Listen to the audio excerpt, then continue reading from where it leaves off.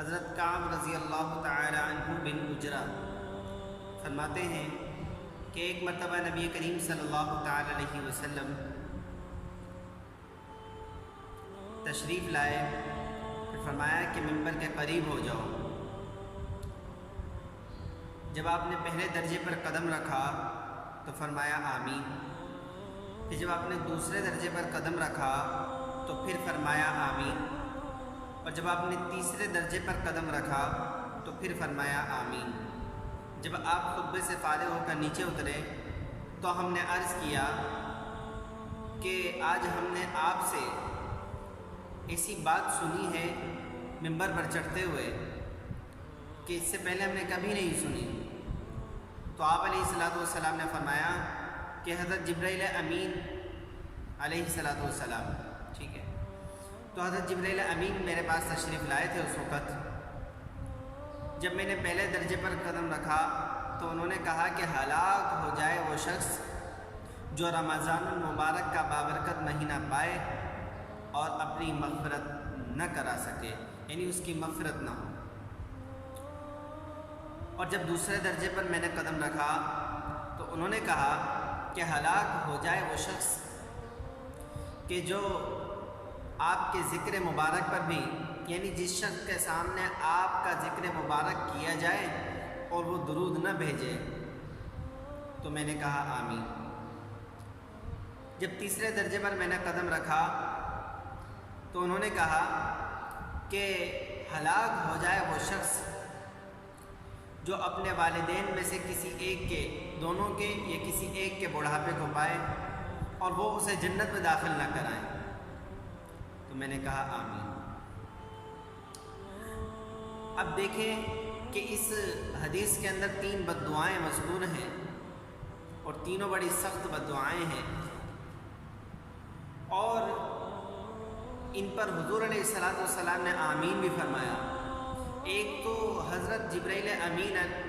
علیہ الصلوۃ والسلام اتنے بڑے مقرب فرشتے، ان کی بددعائیں ہی کافی تھی، لیکن اس پر جناب نبی کریم صلی اللہ تعالی علیہ وسلم نے آمین فرما کر جو تاکید پیدا کی ہے اور جو مضبوطی پیدا کی ہے تو وہ ظاہر ہے۔ اللہ تعالی ہماری ان امور سے بچنے کی توفیق عطا، ہمیں ان امور سے بچنے کی توفیق عطا فرمائے اور ہماری حفاظت فرمائے ان امور سے، ورنہ ہلاکت میں کیا تردد ہے۔ تو اس میں سب سے پہلی بات یہ آئی اس حدیث کے اندر کہ جو شخص رمضان المبارک کا مہینہ پائے اور اس کی مغفرت نہ ہو، تو اسی پر گفتگو ہے اور اسی کو زیر غور لانا ہے کہ جو شخص رمضان المبارک کا مہینہ پائے اور اس کی مغفرت نہ ہو، مطلب یہ ہے کہ رمضان المبارک کے بابرکت مہینے میں بھی وہ اپنی معاصی کا اور گناہوں کا اور خطاؤں کا بازار گرم کر کے رکھے۔ مطلب اس بابرکت مہینے کے اندر بھی وہ اپنی کوتاہیوں میں لگا رہے اور اپنی معصیت کے اندر گناہوں کے سبب وہ اس بابرکت مہینے کی برکت کو گنوا دے، اور اس بابرکت مہینے کے اندر کہ جس کے اندر اتنی رحمتیں برستی ہیں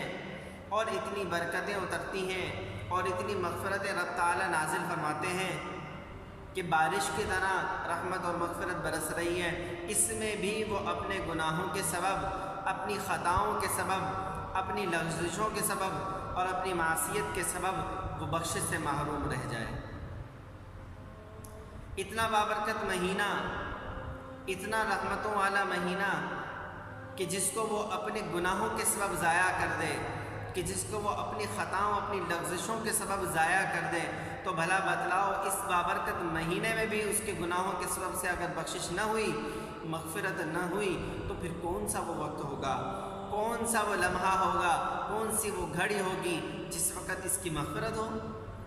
جب اتنا برکتوں، اتنی مغفرتوں والا مہینہ اس کے لیے کارگر نہ ہوا اس کے گناہوں کے سبب، تو کون سا وہ دن ہوگا، کون سا وہ لمحہ ہوگا،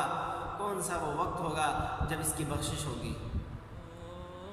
کہ جس مہینے میں اتنی رحمتیں برس رہی ہوں، اتنی مغفرتیں اللہ تعالیٰ اتار رہا ہو، اپنے بندوں کو معاف کر رہا ہو، اس میں بھی یہ شخص محروم رہ جائے، تو اس سے بڑا بدبخت شخص کون ہوگا کہ اس رمضان المبارک کے بابرکت مہینے میں بھی وہ اللہ کی رحمت سے محروم ہے، اللہ کی مغفرت سے محروم ہے، تو ہلاکت میں کیا تردد رہ گیا اس شخص کی۔ تو ہم نے اپنے رمضان المبارک کے اندر اس رمضان کی قدر کرنی ہے، اور ہمیں اس رمضان المبارک کو ٹھیک طرح گزارنا ہے، اور معاصیت اور گناہوں سے اگرچہ جو ہم رمضان سے پہلے کر رہے تھے ان سے معافی تلافی کر کے اللہ سے صلح کر کے ہم اس بابرکت مہینے کے اندر داخل ہو جائیں، اور اس بابرکت مہینے کو ہم اللہ کی رضا سے گزاریں۔ کوئی ایسی بات نہ ہو کہ اللہ کو ناگوار گزرے اور روزے پر ہمارے اثر انداز ہو، ورنہ تو پھر ہم بھی اسی وعید میں داخل ہو جائیں گے۔ تو جبرائیل امین نے ایسے شخص کے لیے بد دعا کی، اور ایسے شخص کے بد دعا پر اللہ کے نبی نے آمین کہی ہے صلی اللہ علیہ وسلم۔ تو ہمیں اس سے بچنا ہے، اللہ تعالی ہم سب کو اس سے بچنے کی توفیق عطا فرمائے، اور ہمیں رمضان مبارک کو ٹھیک طرح، اچھی طرح اور اعمال والا رمضان ہمیں گزارنے کی توفیق عطا فرمائے۔ السلام علیکم۔